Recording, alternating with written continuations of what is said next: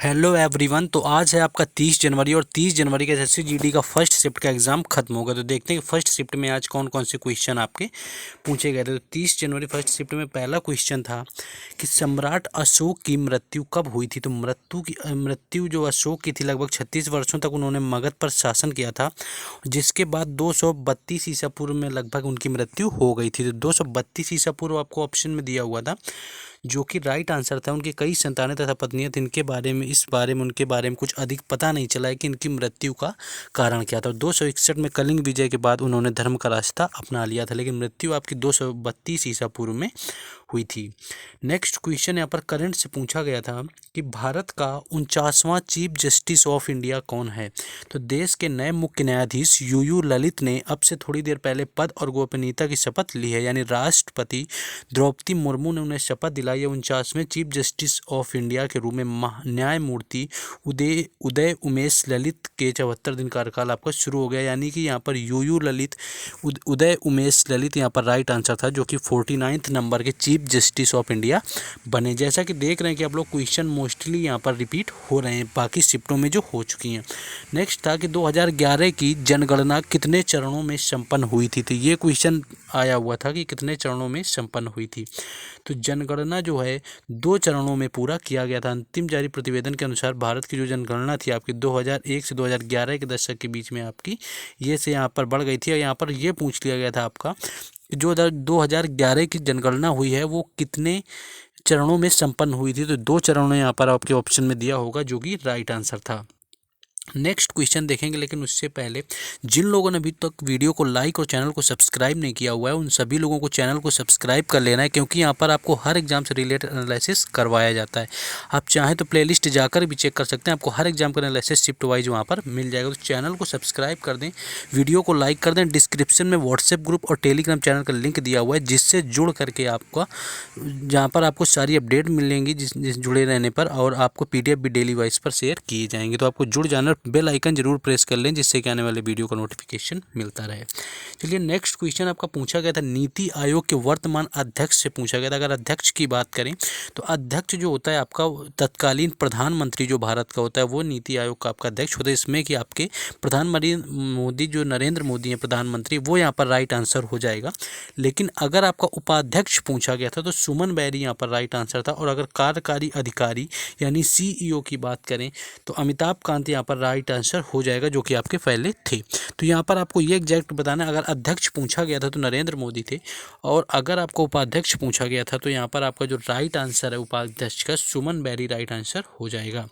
Next question आपका एक ये पूछ लिया गया था कि संविधान के अनुच्छेद 148 का संबंध किससे है। तो भारत के नियंत्रक महालेखा परीक्षक यहाँ पर राइट आंसर हो जाएगा, यानी कि आपका CAG जो है उनका अनुच्छेद आपका 148 संबंधित है संविधान का। भारत का एक नियंत्रक महालेखा परीक्षक होगा, जिसको राष्ट्रपति अपने हस्ताक्षर और मुद्रा सहित अधिपत्र द्वारा नियुक्त करेगा, और उसके पद से केवल उसी रीत और रिवाज के आधारों पर हटाया जाएगा जिनके आधारों पर उच्चतम यानी कि सुप्रीम कोर्ट के न्यायाधीश को हटाया जाता है। तो ये यहाँ पर पॉलिटी का आर्टिकल पूछ लिया गया था, और ये पहले भी पूछे जा चुके हैं। जैसे कि आप देख रहे होंगे कि क्वेश्चन रिपीट इतने ज़्यादा हो रहे हैं इस समय एक स्टेडियम से आपका ये नया क्वेश्चन है जो पूछ लिया गया था कि बेब्रॉन स्टेडियम कहाँ पर स्थित है। अगर बेब्रॉन स्टेडियम की बात की जाए कि वो कहाँ पर स्थित है, लेकिन उससे पहले आप लोगों के लिए है कि जितनी आपके पीछे 36 से 40 शिफ्टें हो चुकी हैं आपके, उन सारी शिफ्टों में जितने क्वेश्चन GK GS के पूछे गए, तो 700 से अधिक प्रश्नों की आपकी PDF तैयार कर दी गई है, जो कि आपके क्वेश्चन रिपीट होने, अगर आप उस PDF को पढ़ लेते हैं तो आप 6 से 7 क्वेश्चन आसानी से वही सेम क्वेश्चन आपको मिलेंगे। अगर थोड़ा आप अच्छे से पढ़ेंगे तो 10 से 12 क्वेश्चन आप इस PDF से कर पाएंगे। जैसा कि आप देख रहे हैं कि क्वेश्चन मोस्टली रिपीट हो रहे हैं। तो इसका आपका जो चार्ज है वो मिनिमम 20 रुपये रखा गया है। आपको इस व्हाट्सएप नंबर पर कांटेक्ट करके आपको ये PDF ले लेनी, जिसका चार्ज आपका 20 रुपये है, जिससे कि आपका आने वाली शिफ्टों में इसका बहुत ज़्यादा बेनिफिट मिलने वाला है। ये मैं 100% कह सकता हूँ आपका, तो आपको ले लेनी है। चलिए नेक्स्ट आपका क्वेश्चन का आंसर देख लेते हैं। आपका ये था कि ये ब्राबोर्ने स्टेडियम कहाँ पर स्थित है। तो महाराष्ट्र के मुंबई में ये स्थित है। तो आपको महाराष्ट्र या मुंबई दिया होगा, जहाँ पर ब्राबोर्ने स्टेडियम में cricket ground club of India के स्वामित्व में है। तो ये क्वेश्चन एक यहाँ पर पूछा गया था।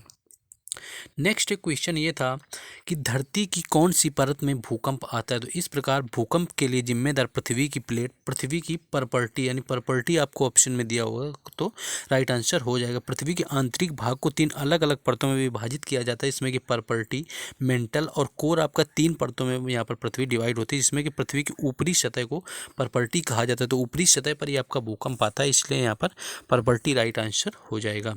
नेक्स्ट एक क्वेश्चन था आपका कि ICAR के, यानी कि जो आपका ICAR है, इसके 2022 में सचिव कौन बने। तो हिमांशु पाठक अगर आपको ऑप्शन में दिया होता तो राइट आंसर था, क्योंकि हिमांशु पाठक को कृषि अनुसंधान और शिक्षा विभाग और भारतीय कृषि अनुसंधान परिषद का नया सचिव एवं महानिदेशक नियुक्त किया गया। तो ये अभी करंट का ही क्वेश्चन था जो कि आपका पूछ लिया गया था। नेक्स्ट एक क्वेश्चन आपका पद्म विभूषण से संबंधित आया हुआ था कि जो पद्म विभूषण है 2019 का किसे दिया गया है। तो 2019 में आपको मिलने वाला तीजन बाई को ये दिया गया था, जिनकी हाल में मृत्यु हुई हो गई। तो आपको अगर तीजन बाई ऑप्शन में था तो बिल्कुल करेक्ट आंसर था कि केंद्र सरकार ने तीजन बाई को पद्म विभूषण, जबकि गंभीर और मनोज बाजपेयी को पद्म श्री के लिए चुना है। तो तीजन बाई के अलावा जो है आपके इस्माइल उमर गुले, अनिल कुमार मणिभाई नाइक और बलवंत मोरेश्वर पुरंदरे को भी पद्म विभूषण के लिए चुना गया। तो ये 4 यहाँ पर आपके थे, इन चारों में से कोई एक ऑप्शन दिया होगा तो आपको 2019 में इन्हें आपको पद्म विभूषण दिया होगा। और तीजन बाई की हाल में मृत्यु हो गई थी और ये छत्तीसगढ़ के नृत्य पंडवानी नृत्य से संबंधित रही हैं। वहीं आपका एक मार्शल नृत्य से संबंधित क्वेश्चन आया हुआ था। तो मार्शल नृत्य की बात करें, आपका मार्शल नृत्य मणिपुर में भी होता है। अगर आपको थांगटा दिया था, अगर थांगटा की बात करें तो थांगटा नृत्य आपका है जो मणिपुर में मनाया जाता है। लेकिन अगर बग्गा की बात करें तो बग्गा पंजाब का मार्शल नृत्य होता है। अगर बग्गा नृत्य मार्शल पूछा गया था तो वो आपका पंजाब के, थांगटा पूछा जाता है तो वो मणिपुर का है।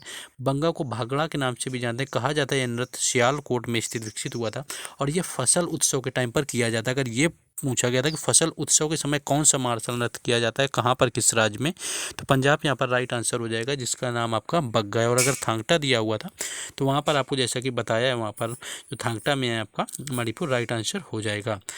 नेक्स्ट आपका एक ऑप्शन आया, मुहावरा हिंदी में आया हुआ था। हिंदी की बात कर लेंगे, आपका जहर का घूंट पीना का मुहावरा पूछ लिया गया था। तो अत्यधिक अपमान, यानी बहुत अपमान सहना आपका जो होता है वो जहर का घूंट पीना होता है। वहीं आपका वन वर्ड से, यानी कि अनेक शब्दों के लिए एक शब्द में आया हुआ था कि जो साधारण ना हो, तो असाधारण उसका आंसर हो जाएगा।